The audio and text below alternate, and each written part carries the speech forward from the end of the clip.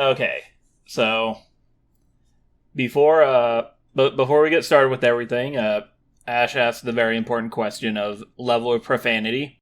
I am wanting to go for a PG-13 level of profanity.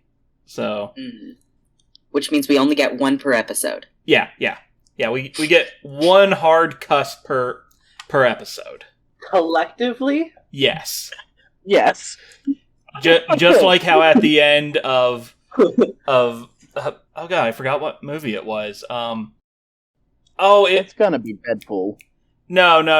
There was this one movie where it was like a kid scams his way into a lot of money, and at the very end, was it Richie Rich? I think it was Richie Rich. Anyways, they dropped the F-bomb at the very end.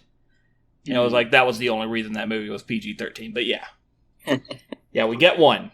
Otherwise, Selfie is going to have to start bleeping, and while I find that hilarious, I don't want to give him any more work than necessary. Yeah, also we can't bleep the stream. That is true. We cannot bleep the stream. The bleeping is for the recording. Unless you have a soundboard and are really quick on the draw. I have neither of those things. Soundboard. It is a digital soundboard, but it is a soundboard. No, I should be right. I've been working on the radio for like a year now? Yeah. Yeah, about a year. Yeah, I'm more worried for me. I think we're all worried about ourselves in some degree. Yeah. If it helps, I almost asked that question with a swear word in it. Like, come on. Yeah. But yeah, so moving on to Potes' questions, names and pronouns and whatnot. I am John. I am the GM for this game. He, him, so on and so forth. Who wants to go next? I'll go next. Whoa. Oh, jeez. Everyone! Okay, all at once. You go while I recover. I'm Hillary. I use they, them pronouns. Yeah. I'm Julian. Ash. Oh, well, never mind. Nope. No, you go. I'm Ash. I use he, him pronouns. And then I'm Julian. I use he, him pronouns. Yeah. Woo! Okay, so yeah, before we get into character creation, I'll go ahead and read off some of the general knowledge of this town that your characters would know. So, let's see. The town is Portsmouth, Maine, located in Maine, United States. It has a population of 43,000. The mayor is Ezekiel Hatburn. He has been the mayor for the past 9 years. He's just starting on his third term. Which, fun fact, mayors in America do not have a term limit. I had to look that up. Yeah. Over the course of his tenure as mayor, he has created many jobs and affordable housings with his ongoing city beautification project, and directly because of those, unemployment and homelessness has plummeted. He's too good, I don't trust him. He's a driving force behind police reform in the city. I don't see why you wouldn't trust this man. He seems like a good guy. Okay, let's see. Burns too many hats. The city is very proud of its lobster trade and national park. Big into lobsters in this town. It's their favorite. Is it their favorite? It is their favorite. On June 16th, at the start of a lobster season in Maine, they have their annual lobster festival. Oh, sorry, the coffee is fighting me. Okay.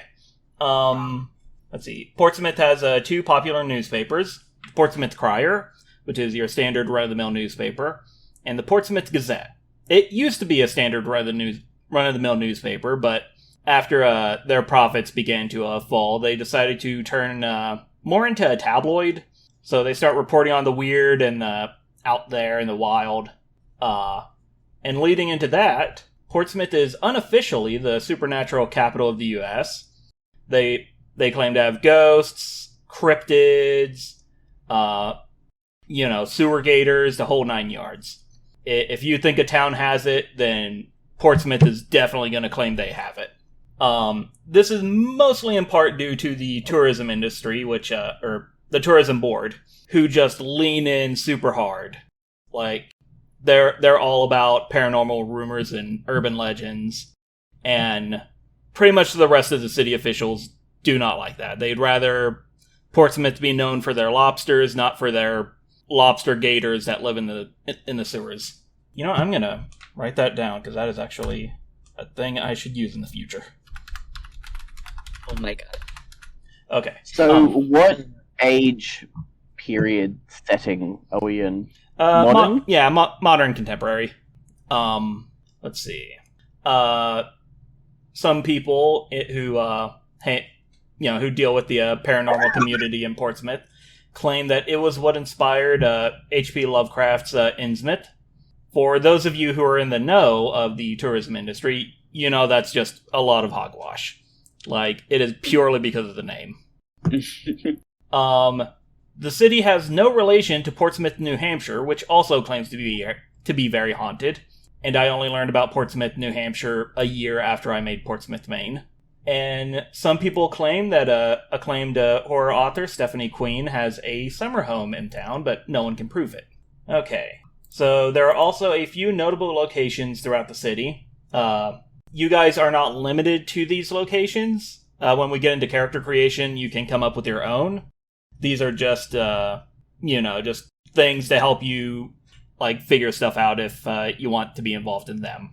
So, actually, I'm going to share with you guys the map I made, which is up on stream currently, but that is the wrong chat. What chat is that I just sent that? Oh well, they're getting a Portsmouth map. Okay, so in our Discord, I've just uploaded the map, and I will go down and through the locations that are mentioned. So there's City Hall. It's the City Hall. It is housed in the renovated mansion of the city's founder and first mayor, Art Armitage. The Peace Station, the city's rebranded law enforcement, with the exception of very rare occasions, your standard peace officer is equipped with non-lethal tools such as tasers and pepper spray. Armitage Park, a park dedicated to the city's founder, Art Armitage.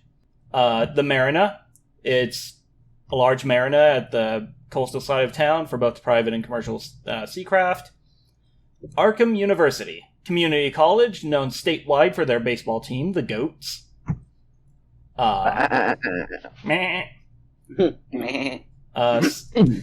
St. Thurstan's Hospital, it's the local hospital, primarily funded by taxes with a few anonymous investors.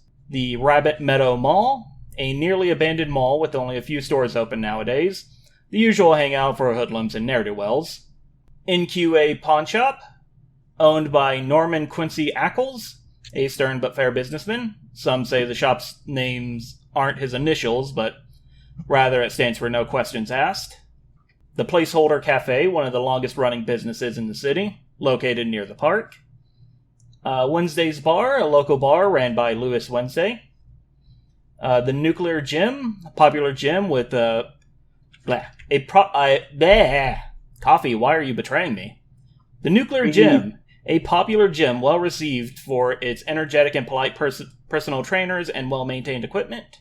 And finally, Elizabeth's Eldritch Encounters, a supernatural tour business owned and operated by Shauna Hamarch, who bought it from the original Elizabeth. So yeah, those are all the locations that I have made. Well, me and the folks from the first game I ran of this, and I'm also going to throw out some house rules here, just so they're in the back of your minds. So I have 2 house rules that I pretty much use in anything, which is I know a guy. In any situation where it makes sense, a PC can declare I know a guy, and then you quickly come up with that NPC and their relationship to your character. The more details I have to fill in, usually the better.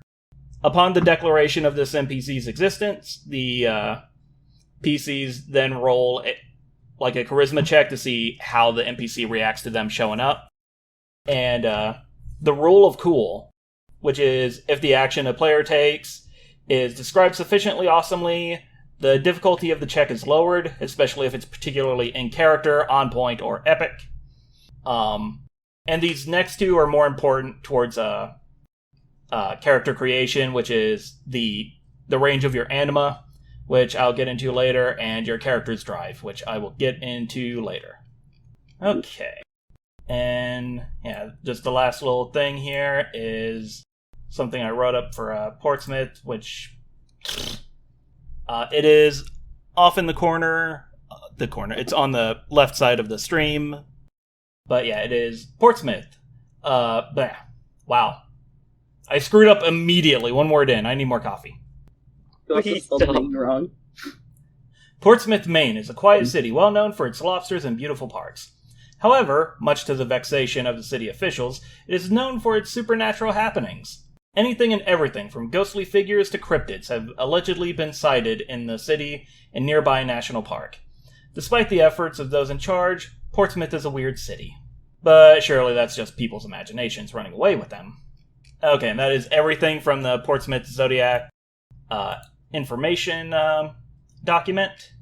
I believe all you guys have access to that if you need to cross-reference anything. A blobfish is looking at it right now, so definitely one of you can see it. Okay.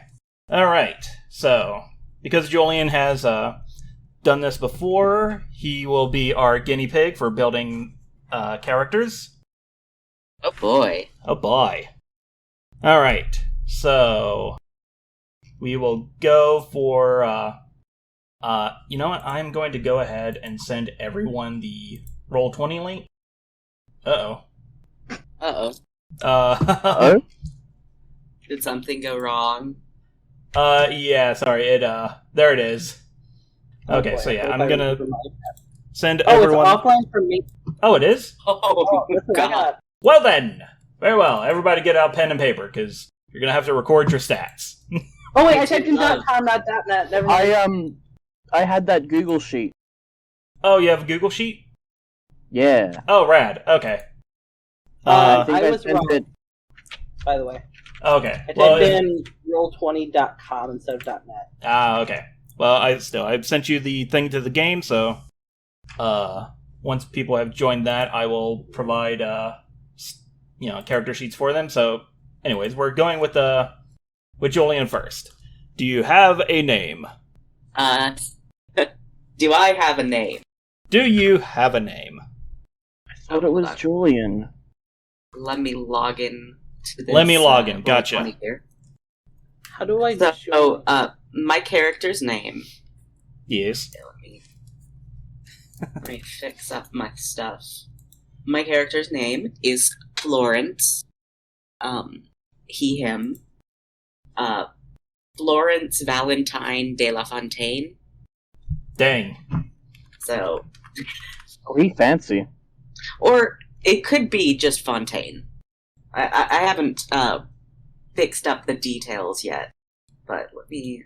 Okay, so I will go ahead and give you the character sheet. Alright, you changed your name. Okay, so all of you are going to be able to see one another's... Okay, do all of you want to be able to see each other's character sheets? I'm not particularly fussed either way. Yeah, Is it important that we see each other's character sheets? Not really. Okay, so you have Mr. Florence here. So, what are his stats? Well, okay, first I should explain stats. So, in Overarms, you are given 5 dice to represent your stats. D4, D6, D8, D10, D12. And yeah, you put one of those in each of your stats. And then when you have to go roll a stat check of some sort, you use that dice. And when you level up, you get to pick one of these dice except for a D12, and you bump that up to the next level. I think it's a pretty cool system. So, what are Mr. Florence's HP, intelligence, strength, charisma, and dex? And do we have the character? Oh, we do have the character sheet. Yes, I am. There we go. Yeah, I will be adding character sheets as we go. Okay, so should we start with the highest? Sure. Okay, so his highest is charisma. I would never have guessed. Second highest. Yeah, full disclosure, I know a bit about this character. Yeah, I have forced you to know a little bit about this character. Okay. So second highest, so the D12 is charisma. D10 is int. Mm-hmm. The D8 is dexterity. Oh, please, God. Do not pull a Mariel. What? What's next? What's D6? D6 would be health. Oh, thank God. And then strength is a D4. Okay, strength is your dump stat. We had a friend in our other game who she decided to put the D4 in health and went down in the first fight. It was kind of glorious. Okay, so we have. Okay, let's move on to some more parts of your character before we get on to your anima. So your virtue, vices, and drives. So basically, what these are is your virtue is kind of like the thing that your character holds the highest. Like I can't stand to see people get bullied. I can't, I'm always here for truth, so on and so forth. For those who play Fate, it's kind of like your high concept. For those who play D&D, I don't know. I don't think there is. Yeah, that would be your ideal. Yeah, it's your ideal. So, what is Florence's virtue? You see, I had all of this time when I was thinking about this character. You had most of a month to come up with any of these things, and instead I made a Pinterest board. So completely valid. I think that's about where I am. Let me just kind of talk him out. He is very driven. He's very mover and shaker. He's gonna get things done. Yeah, he's a go-getter. He is a go-getter. He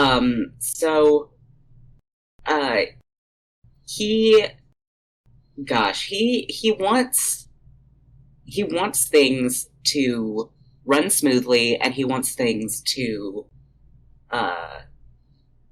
he doesn't want the man to put down all your fun, really. He wants things to run smoothly, and he wants things to be exciting. Yes. So, I guess his virtue would be kind of like freedom, or it's weird to say freedom, because he does do a lot of paperwork, but, let's circle back around to virtue, because his vice is definitely extravagance and vanity. Oh, yeah. Yeah, from the Pinterest board you showed me, yeah, definitely. Uh-huh. Okay, and for his drive for this campaign, it will be a friend's cousin is missing. Oh. Yeah, so that is the call to action in this campaign. All right. Okay, so you give us our drive. Usually in a regular game, no, but for this one, it's like I need a reason for you lot of chuckleheads to be in a group. Yeah.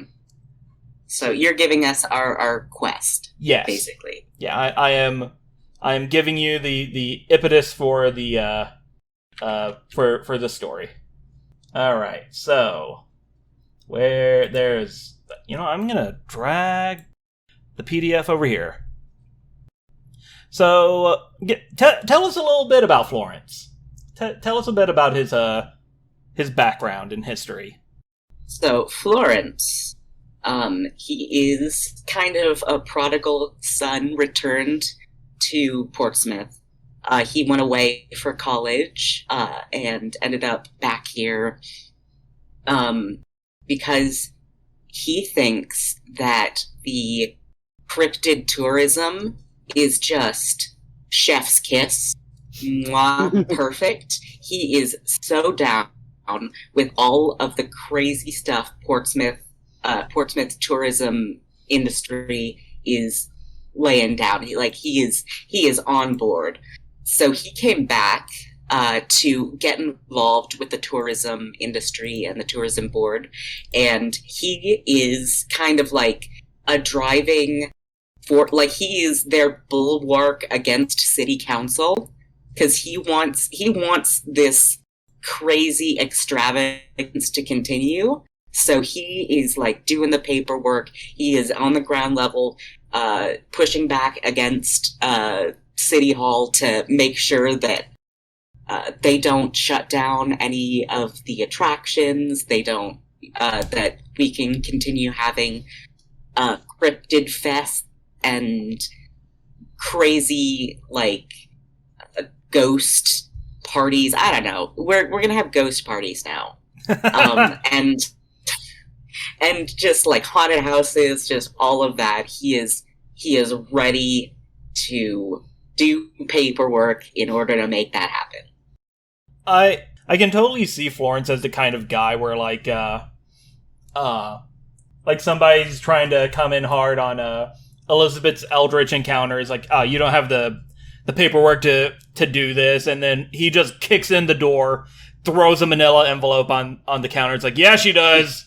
Yes, like he's the guy that comes in with like the sunglasses and pulls them down dramatically, and then pulls out like a crisp, embossed form from his briefcase and just like slaps it down. Yeah, that's the vibe. Nice. Okay. Let's see. What is next? Speaking of sunglasses, what does Florence look like? Okay. So, Florence is about 6 feet tall and kind of like, you heard his stats. He's not very buff. He's very much more of a paper pusher. He's very kind of like a pencil neck, I guess. He's very broomstick-esque. We've got this twiggy aesthetic. But despite the fact that he is about 6 feet tall, he does wear platform heels all the time. Constantly. Like a hero? You cannot get this guy out of platform heels. And he's got like this really kind of avant-garde sort of gender non-conforming, like Billy Porter on a red carpet kind of fabulous vibe, but also like mixed with business. So, he likes wearing suits that have like really interesting construction and things like that. And hear me out. That guy that was making headlines because he's a straight white man and he's wearing heels and business skirts to work and all that? I know exactly who you're talking about. I'm picturing that level of like business attire. Images like that are on the Pinterest board. Yes. I'll have to share the Pinterest board. It is a fun time. But that Pinterest board definitely has some JoJo's on it. It does. That's for like the weekend though. When he's at work, he wears a respectable avant-garde suit. And he has kind of like medium brown, kind of I guess medium brown hair would be the term. And it's fairly short. He's like clean shaven, and he's got moderately pale skin. And I never thought of an eye color. Oh my god. You know what? He has gray eyes. That's fine. Whatever. And he is just an absolute delight. Okay, so the last thing for your character is your socioeconomic standing. So you work for City Hall, so you're not rich, but you're a little higher up the food chain than middle class. Mm-hmm. And the way that being paid works in this game, good lord, okay, is basically poverty, $10 a day, middle class, $20 a day, rich is $40 a day. So because you're kind of in the upper end of a middle class, I'll say that you make about $30 a day, and this is just like abstract money. Okay. So yeah, like if you guys say like, hey, I want to buy this $300 sniper rifle, like I'm gonna make you earn it. But if it's like, hey, I want some of these $5 sodas, like I'll probably just give it to you. So I've put down upper middle class. Yeah. Okay. Yeah, put like $30 a day next to it or something. Yes. Okay, so now we get to the exciting part, the anima. So for the theming of this game, probably somewhat obvious with the campaign's name, we will be using a zodiac for the reference, or for like the building blocks of the animas. In the home game, I used the Western Zodiac. So in this one, we will be using the Chinese Zodiac. And basically, all that means is like your anima, your stand, your persona, whatever you want to call it, will be referencing the Chinese Zodiac in some way, shape, or form. Like, it could be that the anima looks like a bird, but it's named like Supersonic Boomerang. Or it could be that the anima's name is Nuclear Dragon, but it looks like a motorcycle. Like, just so long as there's that reference in the anima, like, it is fine.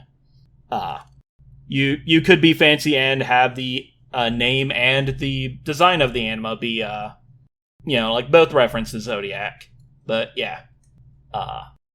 So, going on, what is the name of your anima? And I guess by extension, like, what Zodiac sign are you going to be using as a... Man, I had to come up with the name of my anima? Are you... Okay, let's come back to this. What sign is your anima? So my sign is going to be the rat. All right. And what type of anima is it? You have the four choices: the fighter, the magician, the guardian, or the assassin. So I was thinking magician. Okay. Because this feels very magician. Okay, so a moderately long-range support type stand or anima, a stanima. Just get that beeped out. It'll be fine. Yeah. Just Selfie. Every time we say stand, just beep it out. Especially when I just said stand. Oh no. Okay, so on if you guys have the PDF open. On page 27, there are a list of example anima abilities, which you guys can use if you want. So for your anima ability, you kind of want level 1 to be kind of bland, or kind of you don't want it to be hyper specific, as the more kind of generic it sounds, the easier it will be to build upon it in later levels.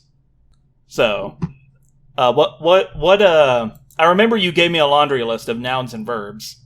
So, what did you wind up deciding on for Well, I kind of wanted to discuss this with the rest of my group, because, it may have effects on them.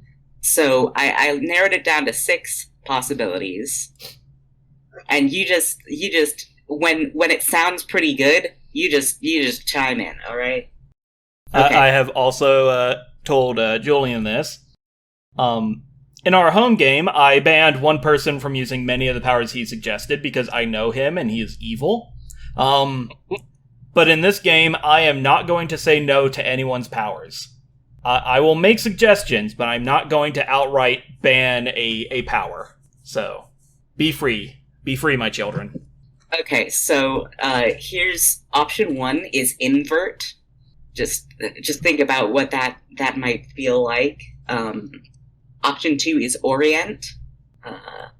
Option three is reload. I just want to orient as in orientation, not as in the weird phrasing for Asia. Yes. So like orientation, the facing directions of things. Yes. Option three is reload. Option four is snatch. So that's much more like stealing little things kind of thing. I feel like snatch is kind of like in line with being a rat. Mm-hmm. Option five is file. And by this I do mean like manila folders. And then option six is mask. Oh, not lamp? Not broom? No, it's not. It's not. You had shown an affinity toward mask when we were discussing it in the car. Yeah. Okay. So, well, I heard some resonance towards snatch. Is that fair to say? I like snatch, Yeah. and but I feel like snatch could also be more assassin-y. I think if you wanted to go magician, invert sounds pretty cool. Mm-hmm. Mm-hmm. I feel like invert was also one of the stronger ones we were discussing. Mm-hmm. Okay, so yeah, let's go with invert then. Okay. There's probably a lot of crazy things I could do with that. Okay. So let's define level 1 invert. What can level 1 invert do? Okay, so level 1 invert. It definitely is going to be like the physical manifestations of things. You can, I'm not going to go invert like your memories or something. Like it has to be concrete. Has to be something you or your stand can touch. Anima. Yes. So it has to be a physical object. Mm-hmm. Okay. So invert is interesting because it has a lot of like, I guess, meanings or ways you can take it. Applications, certainly. So perhaps for a level 1, it's just inverting. I guess it kind of is like direction. It would be similar to orient in which, like, I could flip something upside down, or I could, swap something back and forth. I don't know. Okay, so we'll say like a reverse direction for invert level 1. Yeah. Okay, so go ahead and put that down on your sheet. Okay. And have you thought about the design of your anima at all? My anima is going to be a straight up rat. Like just a normal looking rat, or like? I think that it is going to have some interesting design elements to it. Like, I was thinking like it could look like inorganic in some way. Like maybe it's a robot rat, or maybe it's but it is the size and shape of a literal rat. Okay. But it could look like it's impossibly made out of stone, and you don't exactly know how it's moving because, it should be a rigid structure. Okay. Yeah. I think. Yeah, like in my brain, like just throwing it out there, I was imagining like the rat was made out of like forms, like sheets of paper. Ooh. Oh, that's pretty cool. I just went pretty Wizard cool. Rat and then posted that photo in the Discord of the rat with the little tiny crocheted hat. Oh, that's lovely. It's cute. Oh, yes. You see, that is the kind of thing that is going to happen. Like, regardless of what the stand actually looks like, it is going to be dressed up at some point. I just want to make an a correction. Addendum, thank you. Selfie, you do not have to bleep every time we say stand. That was just a fun goof. Oh, gosh. Sessions, I think it's alright in session 0. Once we actually start playing, we should try and... Once we start playing, then you should bleep them. Oh, no. Okay. I was gonna say we should just try and be a little bit more aware that we're saying anima. Yeah. Yes. Also, for future reference, anima is the plural... The plural of anima is also anima, because there is a secondary type of creature in this game, which is called an animus, and the plural of animus is also animus. So we kind of got this moose situation going with both types of creatures or entities. So yeah. So here's the only thing that I'm thinking is that I do want it to be shiny. Laminated paper. Sparkle rat! It does need to be a sparkle rat because it needs to go with my outfit. Of course. It's a reflection of Florence, after all. Mm-hmm. So, it could be like a crystalline structure. Ooh. It could be like a crystal rat. I know a lot of people who had crystal rat. They're in jail now. Oh. Well, you are from Arkansas. Yeah, that's true. So, hey, my crystal rat guy just lives down the road. Welcome to Armadale. Okay, so we got a crystalline rat. Yes. All right, and now we do the rat stats. So they are rat stats. So yeah, the way the way you determine the stats for your anima is the same as the person, but the anima has several different I need more water to counteract that coffee. So, the way the anima stats are set up with anima power, range, power, defense, and speed, you and your anima both share the same HP pool. Any damage that hits the anima is reflected on your character, and once you take enough damage to go down, you go down. So the anima power isn't your anima's HP, it is how often you can summon your anima and use its ability source. So, summoning the anima is 1 anima point. Every time you use its level 1 ability, that is also an anima point. These refresh, like all the other things, these refresh after you sleep, so feel free to just go nuts with them. In combat, you can target multiple enemies or characters with your anima's power, but you spend 1 additional AP per each creature you're attacking that way, or affecting that way. So yeah, just keep that in mind. Range is how far away your anima or its effect can be from you before it stops. And this is one of my house rules. So the rules is written. These are actual campaign notes. Okay, my house rules. So rules is written states that a anima's range is 3 times the size of the dice used. So a D4 means that that your anima's range is 12 meters. Because I don't want to figure out how far that is on a game tile, your dice is going to represent how many squares the effect or the anima can travel away from you in combat. So D4 equals 4 squares. And we'll use the original rules as written for distances and non-combat scenes, where it's probably going to be extremely abstract anyways. So yeah, I just wanted to state that. So here is a further question, just for clarification. Yes. So does that mean that I could have my rat scurry out, 4 squares, and then from that rat's position is where the range of their ability effect is, or are the ability effects centered on me or on my anima? Okay, I'm gonna say if your anima has some kind of effect that requires you to touch something, like your anima, for instance, the range will be the range of the anima, and you know what? Yeah, we'll say that the range of the power's effect will radiate from the anima itself. So, okay.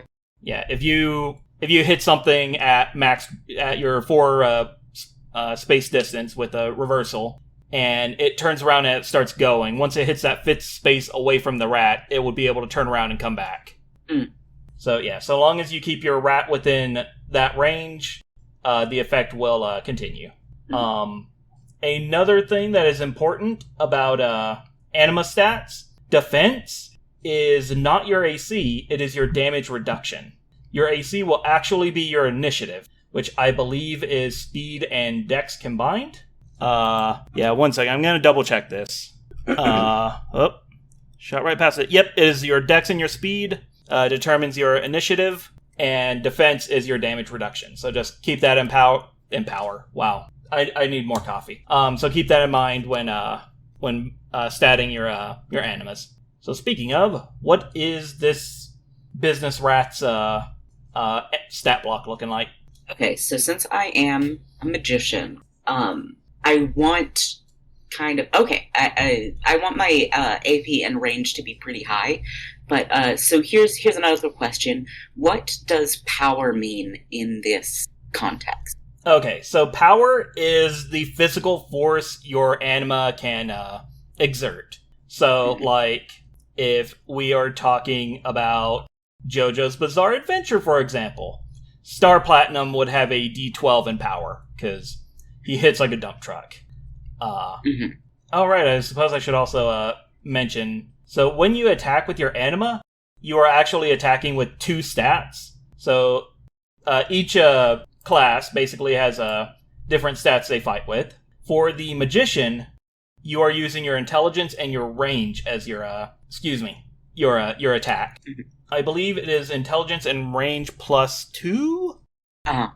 Okay, you got that? Yes. Okay, I got that pulled up. Okay, good. Oops. But so basically, I as a magician, I basically don't really concern myself with power very much. Yeah, your deal is not stopping power. Your deal is inflicting effects for all intents and purposes. Okay. So, that doesn't mean you can't hit someone at a rat traveling at terminal velocity. Yes, but that's not going to be my first option. Yeah, it's just the difference of getting hit by a hacky sack and a dump truck. It's still gonna sting, but it's not your main source of effect. Okay. So I think that I definitely want range to be the most important thing here, because I think it would be funny to reverse the direction of things at 60 feet away. Yeah. So range is going to be 12, and then I'm going to have AP at 10. All right. So that is something that I forgot to mention. So your AP and your HP are doubled for the purposes of combat. So Florence actually has 12 HP and 20 AP doing this. And then my speed is going to be 8. Nice. Defense at 6. All right. So that's and going to then be power 6 at damage 4. reduction. And strength continues to be dump stat. Oh, yes. I do not. Do I look like I've done a push-up in my life? So that's gonna be my cool rat. Yeah, and we will figure out your virtue and the name of your anima at a later date. Yeah, we'll come back. I'm gonna give it a think while everybody else is making their characters. We'll swing back around. Hillary, Ash, which one of you wants to go next? I've done most of mine already. All right. So I don't know if Hills needs more time to think through. I'm happy to go next. Okay. We will go with you next. I have set you up a character sheet and roll 20. Okie dokie. All right. So let's start at the beginning. What is your name? My name is Colton Granger, sir. Oh, I love him already. Oh no, I love him. Okay, how do I actually... There you go. Edit this character sheet. Okay, character sheet. Okay. So we are level 1. Yep. I am a guardian. Oh, cool. Okay, so I really focused on defense. Fair enough. Let's my HP in. Okay, so Let's starting with the start. What are your 5 stats? So my HP is a D10. Okay. My intelligence is a D4. Checks out. My strength is 12. Nice. My charisma is 6.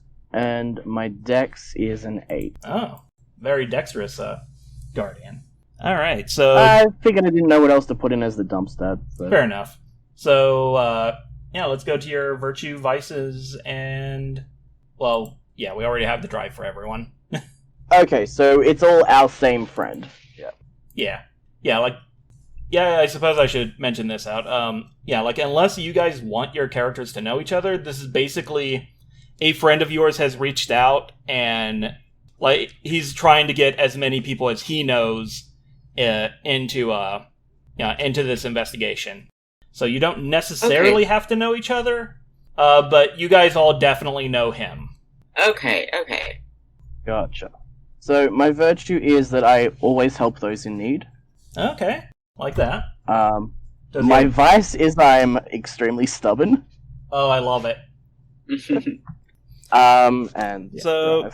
Let's whenever you're done putting those in, if you wanted to, let's go ahead and hear a little bit about Colton's backstory. So Colton Granger is a simple country boy. He came up to the big city to help out his friend, and he doesn't really know what he's doing right now. Oh, I love him so much. He considers Portsmouth to be the big city? Oh yeah, baby. Oh, my sweet child. Oh, this is great. I love this guy. He's about late 20s, 6'5", 6'6" on a good day. Very muscular, very messy, sort of sandy blonde hair, a short. It's like he's trying to keep his beard well trimmed, but it's not working. And he mostly dresses in simple clothes like cargo pants and then a fairly form-fitting cotton shirt and then combat boots. He also has a couple of piercings on his ears, and I'm going to sound extremely pretentious here, honey-colored eyes. Ooh. So just for reference, does he wear the combat boots because he used to serve, or is it just these are the best steel-toed boots he could get a hold of? Best steel-toe boots. Okay. I suppose combat boots probably isn't the right term. They'd literally be like work boots, yeah. Okay, I can dig it. He also smokes cigars on occasion. Yeah, that checks out. So what's his regular job? What would his socioeconomic status be? Also, I just love saying socioeconomics. Makes you feel fancy. Yes, I feel learned. He'd probably actually be poor at the moment. He does come from a very small farming town and a farming family, but he's currently living off not an inheritance, but what he had in his savings when he left to come and help his friend. So I don't think he has a job at the moment, and he's quite possibly crashing on someone's couch. Okay, yeah. Well, we'll go ahead and at the moment give him the poverty level of social status. So that's like $10 per day. But since you did mention he has a savings account, later we can state how much money is in that savings account, so that if you needed to, I don't know, quickly rent a car, that would be a thing. He's definitely living below his means right now. I also kind of envision him getting a job as a builder at some point. Okay. Portsmouth does have a lot of opportunities for construction work. Oh, another thing I forgot to mention because I thought it was really funny. He's allergic to shellfish. Oh, that's great. No. Oh, this poor man. Oh. That was the first thing that popped into my head when you said it was like the lobster capital. I went, yes. My character's going to be allergic to lobster. I love it. Alright, so yeah, I suppose that is all we need at the moment for Colton, so let's move on to his anima. You said it was a guardian type? Yes. Alright. And I based it off the ox. Alright, so you're using an ox. Do you have a name for your anima yet? Not yet. I'm still, I was going with Asterion, and then I went, that's too Greek mythology when I'm going with a Minotaur vibe, so I'll figure something out later. Okay. So speaking of Minotaur, the look of your anima. He is a giant yellow minotaur with like glowing yellow eyes and just wears very basic leather metal armor and just kind of a scrappy loincloth. And the yellow is because I was looking at the Wuxing, which is like the 5 elements in Chinese philosophy. And earth is associated with yellow, and the ox zodiac is associated with the earth element. So I kind of will just put that together. Okay. Cool. All right. So, your abilities. Do you know what your anima's power is? I didn't come up with a name. I thought he could touch someone and cause them to turn to stone, which would prevent them from moving and also prevent them from taking damage, but then that felt too good for a first level ability, if that makes sense. That definitely does feel like a higher level ability. Yeah, so I was thinking like just touch or element or earth or stone or something. Yeah, like you could definitely do like an earthbender style deal with your anima. Yeah, I'm not super sure on that because I didn't really get what a level 1 ability is meant to look like. It can be fancy or flashy. It just can't be like it needs room to grow is what it needs. Yeah. So yeah, like inverse can only reverse objects at the moment, but later it can probably do some ridiculous trash that I'm not expecting. Yeah, we had our friend Mariel, who I already mentioned. She had gravity be her powers. So level 1 was she could increase or decrease how much gravity affected an object. And she showed me the math, and I was like, okay, level 3, I guess you can make a black hole now. Yeah, that tracks. I'll go with defense as ability 1, so it's... Okay, yeah, like if you want to go the petrification route, maybe you can make yourself or others like more durable, like denser. Yeah, so I guess we can make like your power be petrification and just have like level 1 be like people you touch get a bonus to their defense. And let's see, do you want that to be a flat bonus of like +1 or +2, or do you want it to be a modular bonus, like you spend X amount of AP and that's how much of a damage reduction they get?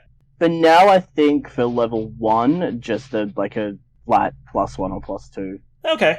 Alright.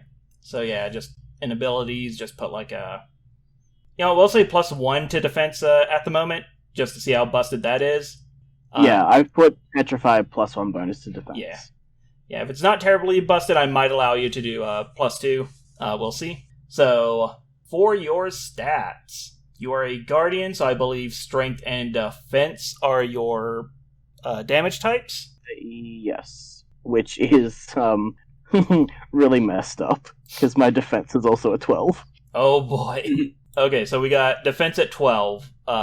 Yep. What is your AP? 8. 8. Okay, that's pretty good. That's 16. Your range? My range is 6. Okay. Your power? 10. 10. Nice. And you're a very slow boy with a speed of 4. Yes, I figured that was what would make sense for who is basically a tank. Yeah. Alright, I believe that is all we need from Colton. Okay. This just automatically saves it, right? It should. Okay, there we go. Oh, it changed it to a fancy font.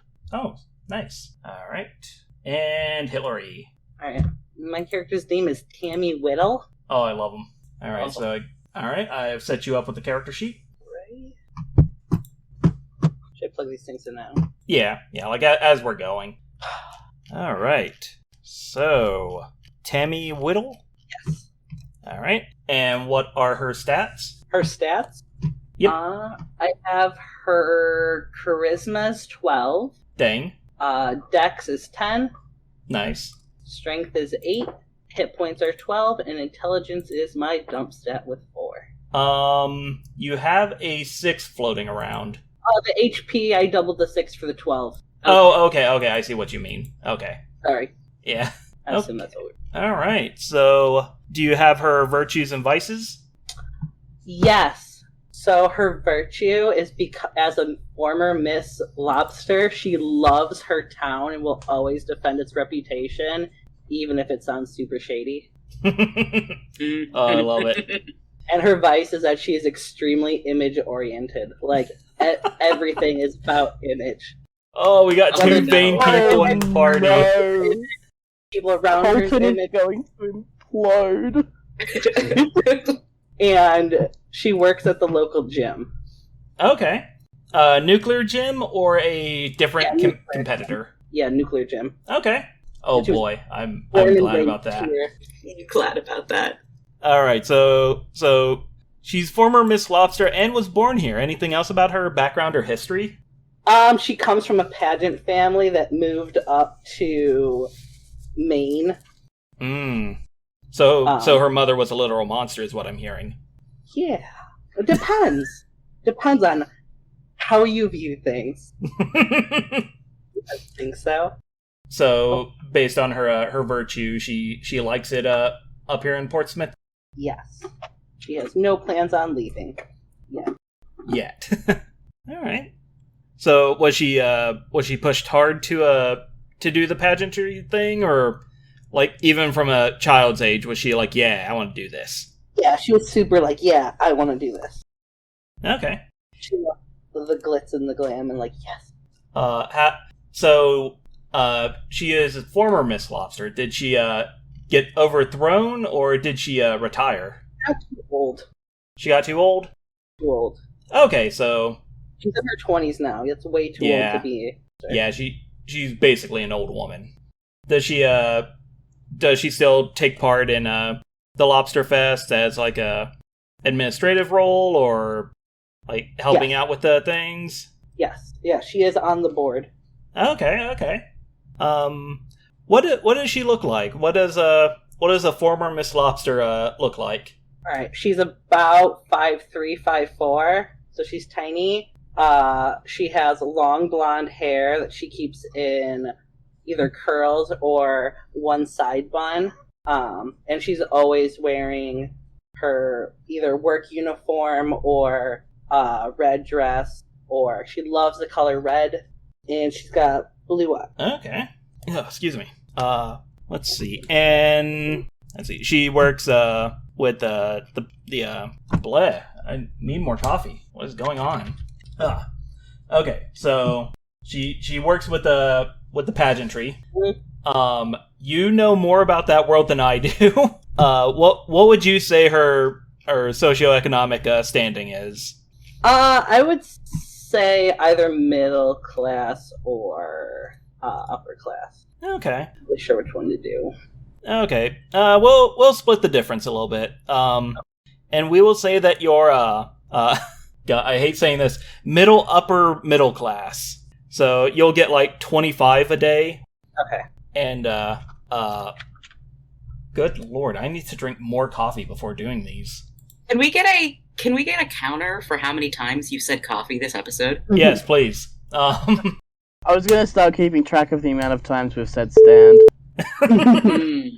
But I do also enjoy the fact that we are two glam, just people out here doing it, and we are bankrolling this absolute country bumpkin. I know, once you started explaining your character, I was like, oh. Yeah. Oh. Yeah, so this is one of the fun things I like about the games I run. Is I am all for people making who is effectively the same character, because then it feels like you either get the like the same hat interaction, just like, yeah, you're cool, or you get like two opposing like chimpanzees in a room and only one's gonna come out. When I think my character at least leans a little bit more towards like the fitness pageantry, whereas Julian's character is a little more just the fashion. Yeah. Yeah, I was going to ask what would qualify a Miss Lobster, since this is a creation of your own doing. I think just like the local... I mean, I'm basing this on like the Miss Milk Days we have here, so I don't know. But I'm just assuming it's just like a local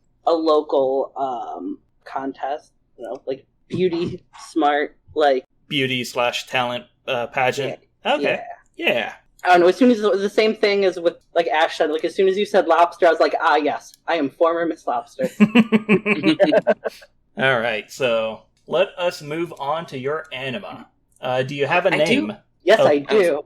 My anima's name is Protein Fluff, Oh, and it's an assassin. Can we get kind of fit, kind of fat to sponsor us for a protein? I would shirt? love that. Yeah, they are an assassin, and they are a anamorphic, like a humanoid snake, but made out of whipped cream. I love it. oh my god.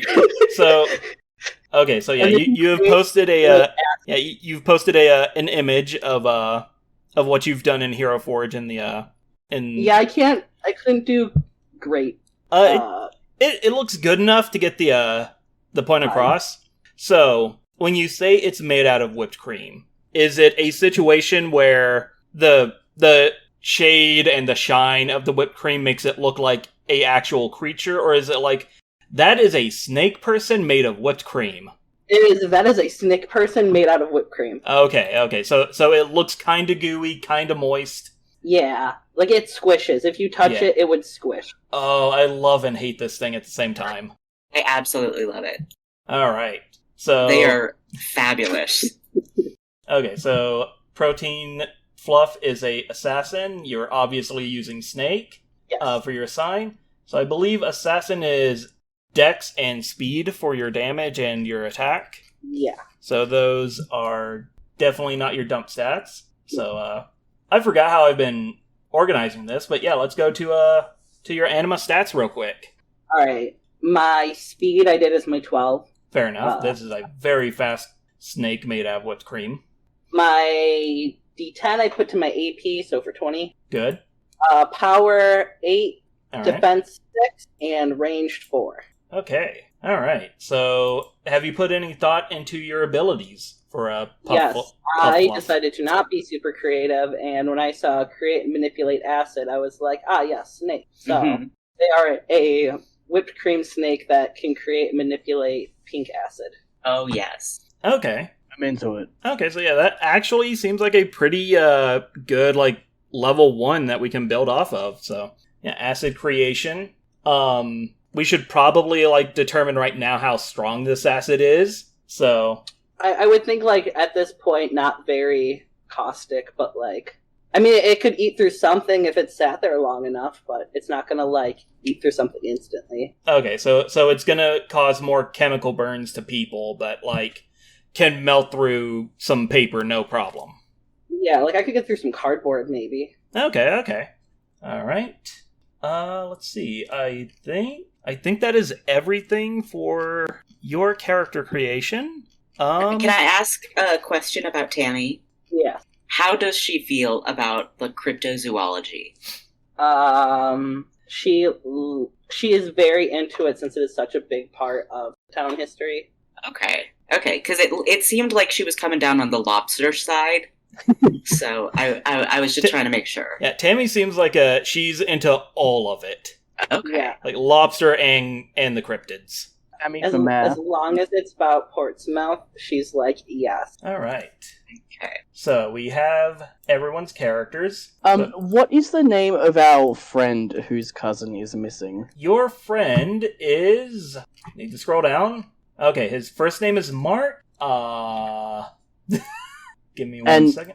Is it possible to slightly shift the drive on for Colton, where instead of Mark being his friend, Mark is his cousin, so it's like a Yeah. second cousin or a third cousin or something is missing?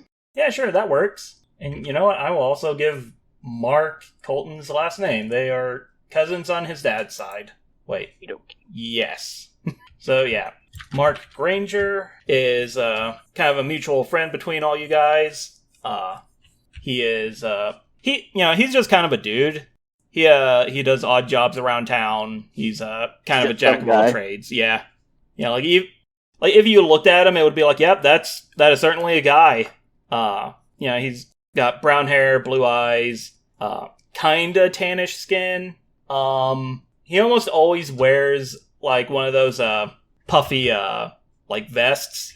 Oh, yes. Yeah, like that's like his biggest, like, yep, that's Mark kind of thing. So yeah, we have our 12 city locations currently. With some of you working at okay, let's see, yeah. Tammy works at the gym and helps out with the festival planning. So she also does some volunteer work. Florence, does he work at City Hall, or does the tourism board have their own offices somewhere? Okay, so here's what I was thinking, because typically the tourism board is a government organization, right? Yep.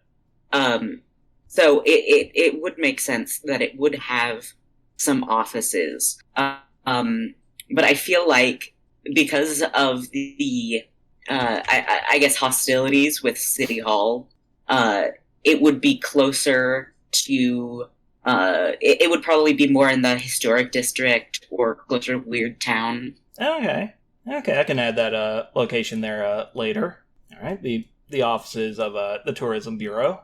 Mm-hmm. All right.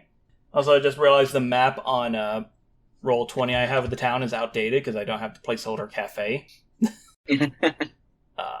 So yeah, let's see. Are there any other locations that Florence frequents that you can think of right now? Like, isn't like I feel like the location thing also falls under the I know a guy rule, where it's like if it makes sense, you could say like, oh yeah, no, I know where we can go to get this information or this object or what have you.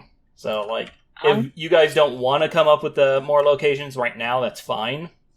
I can't think of anything right now. But... Okay. Yeah. All right. So yeah, let's hop back over to Colton. So is Colton crashing on at Mark's house, or Colton is definitely crashing at Mark's place. Okay. So yeah, Mark will definitely live in the residential district towards the southern end of town. Like probably not all the way down at the peninsula, but a bit further southwest of Wednesday's bar. Okay.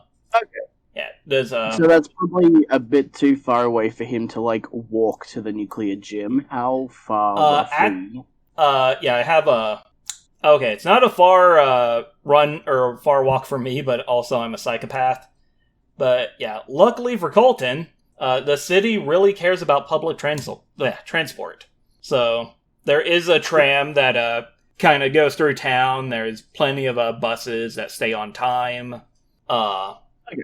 So he probably frequents Wednesdays and the nuclear gym a lot. Okay. Let's see.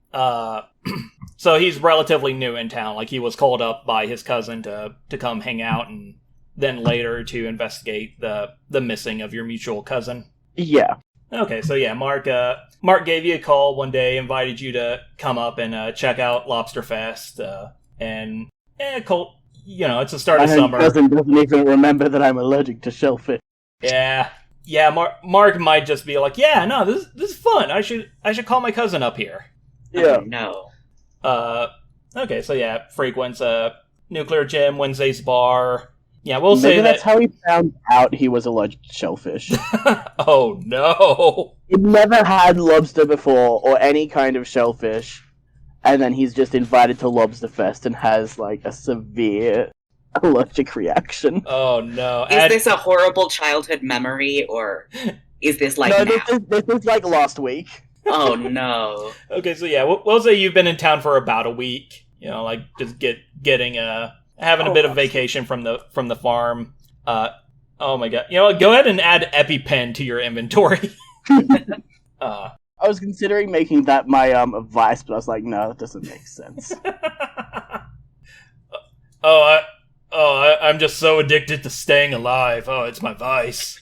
I love it so much. All right, so yeah, let's go back to Tammy. Do you have any locations other than the nuclear gym and City Hall that you frequent? I don't think so. Because I was actually looking those two are pretty much a straight shot between them, so she probably will live near one of them or between them as well. Okay. So Like, anywhere else that she'd go at the moment. Okay. Yeah, like I said, these aren't vitally important. It's just, like, additional character and world-building things. I will go ahead and find the document I made and add the tourism board. Mm-hmm. Offices. Offices. That is totally how you spell words. What was that? Sorry. I was just complaining about spelling skepticism. Oh, Lord. Dyslexia is a sin against words. That is that's just a cruel joke some linguists decided to play on people who can't read good. Dyslexia. Yeah. Okay. So, oh, right. This is a very important thing I almost forgot to mention. So, who here was born with their anima ability? This is the part I forgot to do. Well, this is a simple, like, yes or no. Like, it could be anywhere from, you've had this thing that just kind of shows up whenever you want or need it to, and it does weird things, or it could be, like, it's taken a more subdued role, like, wow, yeah, that truck hitting me going 80 miles an hour really should have killed me, but, whew, I am very much unhurt. Or is it just nothing weird has ever happened to you before? So, like, if you do decide, like, no, I haven't had an anima or any supernatural things happen to me in the past, there is a story point where we will be getting into the doling out of anima abilities. I think Colton definitely has had it, because I think his family owns a cattle farm. Just to tie in the whole cow thing a bit more, kind of. Really likes them cows. I mean, yeah. But I don't think anything weird has happened to him to the point where his anima has had to manifest. Okay. So he's like a little bit more durable. He gets head-butted and trampled by cows, and he gets up and dusts himself off, and he's fine. But, yeah, his piss-colored anima is just, like, not there at the moment. Okay, that's pretty good. Yeah, he's never been in a life or death situation that would require his anima to manifest. Just, like, situations where it's like, boy, it really would have sucked if I wasn't, hard-headed enough to survive that bull kick. Yeah. Alright. Anyone else?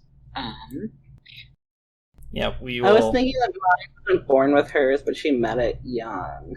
Okay. I met her maybe, like, not, like, recently, but when she was younger. Okay. So, usually, a anima is manifested during a very traumatic or stressful event in someone's life. What kind of event caused protein fluff to manifest itself? So just, like, thinking about it, I was just thinking, like, maybe, like, she fell from, like, a large distance when she was younger, and that was, like, how she met it, because, like, the speediness of it. So, like, she fell and it manifested and, softened the fall with the acid. And gave her, like, a little boost, because it's gonna give her, like, essentially, like, a little boost of speed, or, like, what's the word I'm thinking of? Reaction time. Oh, okay. Okay, so yeah, now I'm thinking, like, my original thinking was, like, she's falling from a great height, so protein fluff would use its acid to kind of, like, melt the ground a little, so it would be softer when she hit. But with the speed and the reaction time, now I'm thinking more, like, it manifested, wrapped itself around her, and then, like, leaped off to grab whatever she fell off of to, cancel the falling altogether. Yeah, I like that. Okay. That was the thing I forgot to think about. Alright. And how about Florence? Has Florence ever been in a situation where... I don't think Florence has ever had a negative interaction ever. Oh, boy. I think that he is so, like what could have happened that, he went off and pushed papers too good, and... He got a real deep paper cut. Like, I think that he is extremely unaware of his own, like, anima abilities, which makes it kind of ironic that he is super into the cryptozoology, like, aesthetic and the fun of this whole thing, but he's also never had a supernatural experience. I love it. I was really hoping that was going to be the deal for him. Mm-hmm.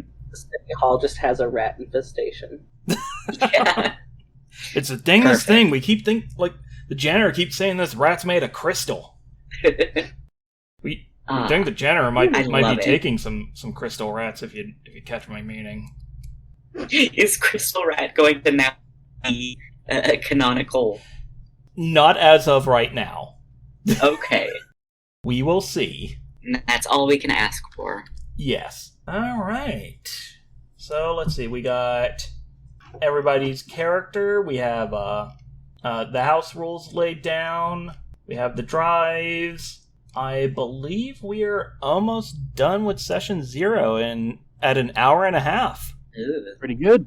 Yeah. Yeah. Okay, so before we end session 0, and of course for the stream and the recording, there will probably be a lot of back and forth between us in between episodes, because we're doing this every other week, barring any... I'm in another country. Yeah. But yeah, so this is probably all the information that we have at the moment for...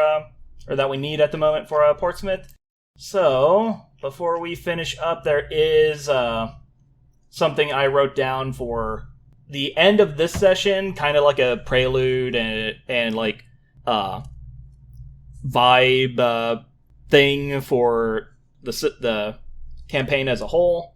I did write this down, and I am reading it, so I am probably gonna flub stuff. So... yeah. I believe in you. Yeah. Fair warning. It is a late Friday night on June 15th, just a few hours before dawn and the start of the annual Lobster Festival. A cool breeze from the coast has turned the night air around Main Street chilly for this time of year. The businesses up and down the road have been closed for a few hours, and the street is mostly devoid of human activity. Down the middle of the road, apparently not in the least bit concerned with his own safety, is a man with a forgettable face and a crisp white suit. He whistles a directionless tune as he approaches the area to be marked off for the festival. He stops in a spot that will soon become the stage for the following day's entertainment. Reaching into his jacket, he produces an intricately etched pocket watch. The watch glows with a gentle amber light as he opens it up. The man in the crisp white suit looks around as though trying to get his bearings. He holds up his hand, as if trying to frame a scene, and after a few moments, readjusts his positioning, taking a few steps forward and a bit to his left. He smiles an unremarkable smile and closes the watch, putting it back into the pocket of his suit jacket. "Ah, yes, here we are," he says, kneeling and placing a hand to the ground. "This will do nicely." The air around him shimmers like a heat wave through a kaleidoscope. The shimmering seems to ooze off the man and puddles onto the road before seeping into the asphalt itself. Rather pleased with himself, the forgettable man in a crisp white suit straightens up while dusting off his hands, turns on his heels, and begins to walk back the way he came, whistling his directionless tune, seemingly excited for tomorrow's festivities. And yeah, that is what I have. Yeah. Yeah, I still got some stuff to write down for session 1. I had a good chunk of it written down, but then I realized I don't have anyone's characters. So I couldn't go too far. But yeah, next time we play, we will get into the city of Portsmouth and explore the Lobster Fest and see what kind of shenanery happens there with two vain individuals and a good old boy. Please, sir, I'm just a simple boy. I'm just a simple country boy. I'm just a simple boy that needs a simple EpiPen. Everybody here is so sparkly. Why are you all so sparkly? I had no idea that there was shellfish in this here lobster quiche. What do you mean they put shells in fish? Oh, I love him. Oh, he's great. I love all these 100% good himbo boy. Yes. Oh, absolutely. But yeah, as a unfortunate result of us streaming the game, for I guess future reference of the stream and not necessarily the recording, I will not be interacting with chat all that often. I only mention this because I saw Zemps showed up, our pal Zemps, and he seems very amused by this. But yeah, that is all for session 0. If individuals wanted to contact me, I have a Twitter at crimsbacon, CRIMS Bacon. If anyone else wants potential strangers to yell at you on the internet, feel free to give your social media handles. My Twitter, Instagram, Tumblr, everything is Ashenheartcry. I won't spell that for you, you can find it out yourself. Yeah. No, it's ASHENHARTKRIE. Yeah. If that's the name of a thing, it's probably me. I know definitely Julian doesn't want strangers talking to him.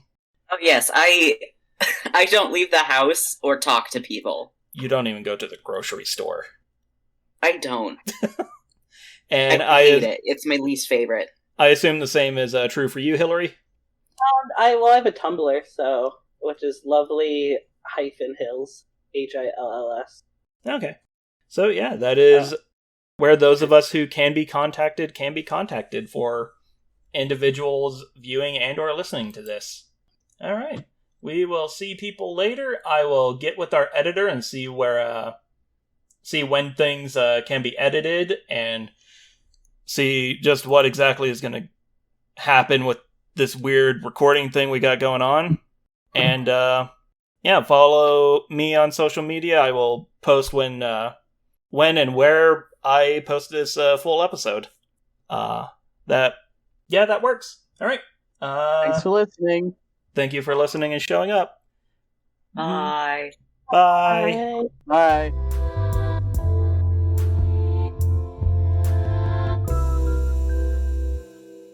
I don't know why I waved at the camera. We don't have webcams on.